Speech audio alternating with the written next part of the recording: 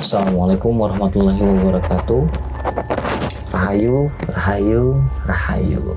Gimana teman-teman Hamstory? Apa kabar semuanya?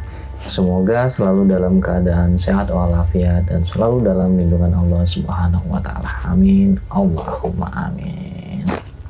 Oke. Di video di video channelnya Hamstory itu memang pasti lihat nih, video mana yang sering ditonton berulang, ternyata ada satu video yang sering ditonton ulang dan menarik perhatian banyak orang. Itu ternyata video tentang pada saat Ayama melakukan penelusuran ke salah satu tempat angker yang ada di Kota Malang. Tempat apa itu? Tempatnya adalah Jembatan Sulfat. Nah, bagi teman-teman Hamstory yang tinggal di Kota Malang ataupun ada teman-teman Hamstory yang kuliah di Malang lah, karena kan di sana ada salah satu universitas yang cukup ternama juga ya di situ. Oke, di Jembatan Sulfat itu, kita langsung point off aja, Jembatan Sulfat Malang. Jadi Jembatan Sulfat ini penghubung antara desa ke desa dan dibangun cukup lama gitu. Di video Hamstory itu, coba deh teman-teman Hamstory tonton dulu videonya, yang bagi yang belum nonton yang mungkin penasaran. Jadi di sana itu dibangun di atas kuburan. Pada saat pembuatan jembatan itu ada menggusur banyak kuburan-kuburan yang ada di sana. Jadi diklaim lah sebagai jembatan angker karena di lokasi jembatan itu sering menelan korban. Kita mau bahas apanya dulu nih ya? Kita mau pertegas lagi nih. Jadi pada saat Ayama datang ke situ langsung menelusuri jembatannya, terus sampai pojok. Pada saat sampai pojok itu Ayama melihat masih ada tempat, kayaknya tempat pemakanan umum deh, dan sempat Ayama masuk ke sana. Terus masih ada tempat buat naro ringgu-ringgu ya, kalau bahasa di Sumatera Selatan itu namanya ringgu-ringgu, mungkin kalau bahasa di Pulau Jawa apa ya, keranda. Nah, masih ada tempat buat naruh keranda. Dan Ayama melihat di sana itu di kuburannya ya namanya kuburan ya, sedikit menyeramkan karena di sana ada banyak pohon-pohon besar, dan terus ya namanya kuburan ya kan, udah distigmakan menyeramkan. Padahal kuburan itu tuh point of view yang harus kita perhatikan adalah bahwa kehidupan setelah kehidupan dunia ini, nah di sanalah kehidupannya adalah alam kubur. Setelah alam kubur baru ada alam selanjutnya menurut kepercayaan agama Islam. Oke. Jadi di sana itu Ayama benar-benar merasakan sebuah entitas makhluk-makhluk astral yang ada di sana. Bahkan seperti ada penyerangan menolak kenapa harus tempat ini yang dijadikan eksplorasi. Biasalah, namanya makhluk jin yang sering mengganggu.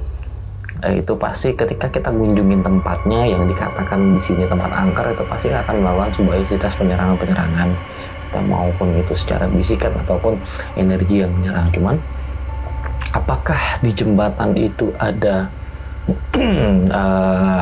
sosok jin, atau bahkan di sana ada kerajaan kecil? Sekali lagi Ayama tegaskan bahwa jangankan di tempat yang dekat kuburan gitu loh, di perkotaan, di kantor, itu tentunya pasti ada jin. Oke. Terus kalau di Jembatan Sulfat itu sendiri, pada saat kita menelusurin jembatan itu ya seperti biasalah, ada jin yang mengklaim menunggu tempat itu, dan seakan-akan dengan kehadiran manusia yang sering lalu lalang di Jembatan Sulfat itu, mereka meminta untuk dihormatin dan dihargain. Terus sikap kita seperti apa? Nah, ini yang menarik nih. Jadi pada saat emang lanjutin dulu ya. Pada saat di kuburan, jadi kita mengeksplor tempat-tempat itu, saya mau melihat banyak sosok yang di sana ya, terutama sosok-sosok yang mempunyai energi, yang bisa memanifestasi energinya itu menjadi sosok yang menyeramkan bagi kita ya, seperti genderuwo, seperti ya kuntilanak, jin-jin kebon lah ya bahasanya itu kan. Nah, cuman ada sosok jin yang lebih powerful, bahkan itu mengalahkan energi besarnya, energinya itu mengalahkan energi makhluk-makhluk yang ada di atas. Nah, di mana tempatnya? Itu ada di bawah jembatan. Oke, sebelum ke bawah jembatan, jadi pada saat masuk ke kuburan itu ya, Ayah mau mengedukasi dulu nih teman-teman M Story bahwa kita sejatinya itu harus mengingat dengan kematian, bukan malah mengingat ketika lewat jembatan itu harus klakson 2 kali, nggak perlu. Ya, di dalam Islam itu sebelum kita keluar dari rumah, berkendaraan, ataupun melakukan hal-hal yang lain, aktivitas lain itu ada doa-doanya, doa-doa perlindungan. Itu saya kan belum banyak tahu doa nih, terus bagusnya seperti apa kalau lewat di sana? Apakah saya kulo nuwun mbah gitu, permisi mbah gitu, bagusnya seperti apa? Cukup baca bismillah aja, bismillah, yakin minta perlindungan dari Allah dalam hati, udah jalan aja, insya Allah aman kok. Ya, jangan, nggak perlu klakson 2 kali, klakson 3 kali sampai nunduk gitu kan lewat jalan situ tuh ya, sebenarnya nggak perlu, karena sejatinya alam manusia dan alam jin itu berbeda. Kita punya tempat-tempat masing-masing lah, tempat-tempat masing-masing. Nah, perlakuan yang seperti itu kok bisa terjadi? Nah, ini yang menarik nih. Perlakuan seperti itu bisa terjadi ketika ada apa ya, kalau mau dibahas, mau dikatakan ini aja deh, bahasa halusnya marketingnya setan gitu loh. Nah, jadi si marketingnya setan ini ya bisa berupa makhluk jin, itu bisa juga berupa manusia yang menceritakan, menegaskan bahwa di sana ada makhluk yang harus dihargai, yang harus dihormati. Nah, semakin itu terjadi, semakin itu diindahkan kabarnya tadi itu, makanya beredar ke semua tempat. Jadi di tempat-tempat angker itu kita harus kulo nuwun, kita harus permisi. Padahal yang mempunyai alam itu adalah Gusti Allah.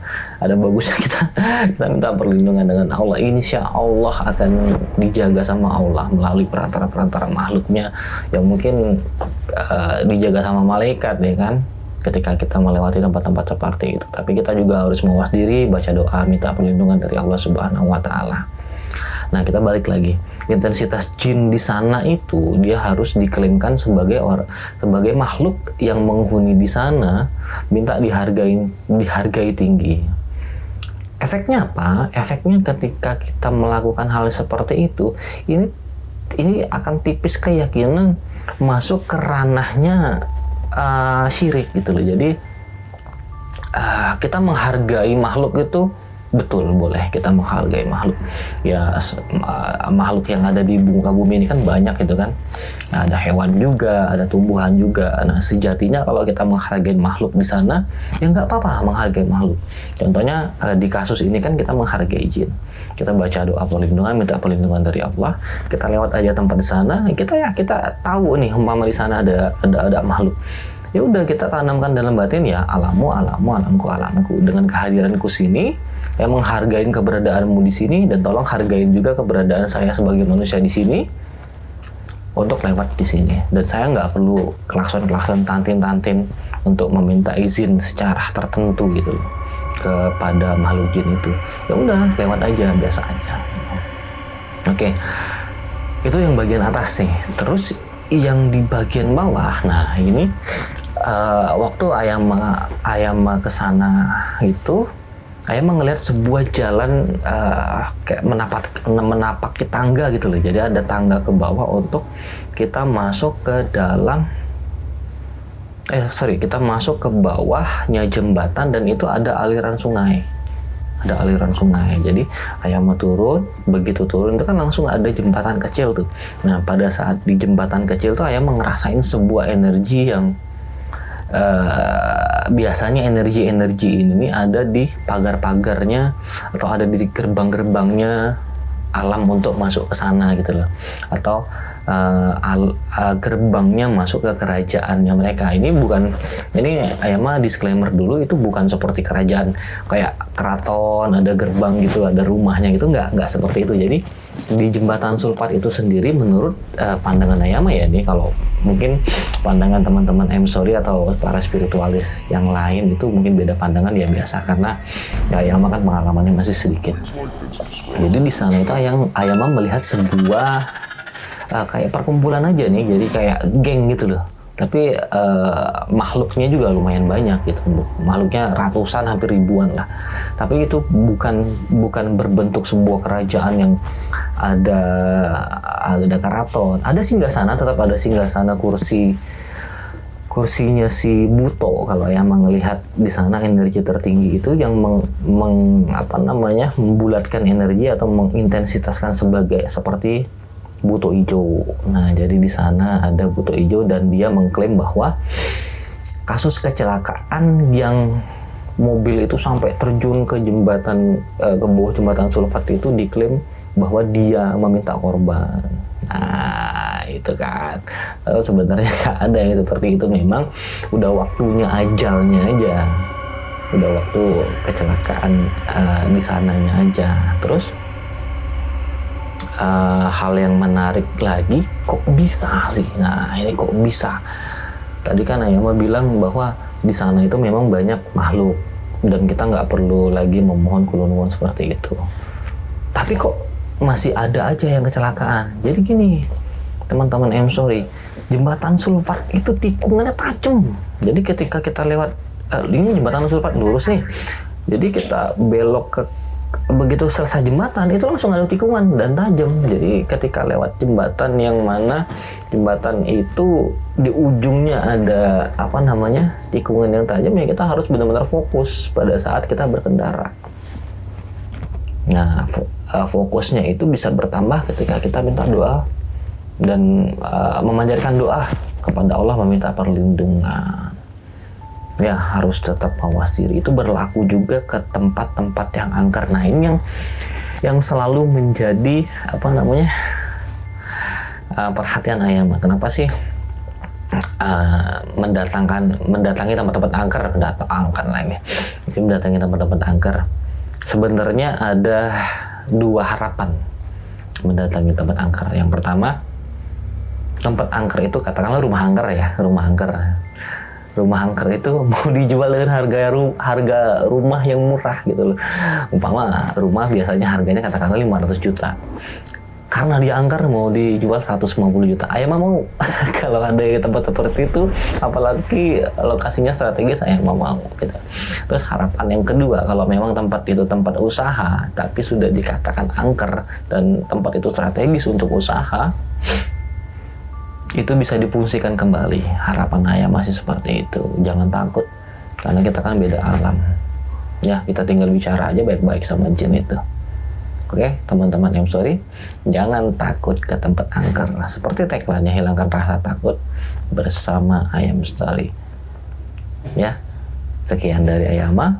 Barakallahu fikum. Assalamualaikum warahmatullahi wabarakatuh. Rahayu, rahayu, rahayu.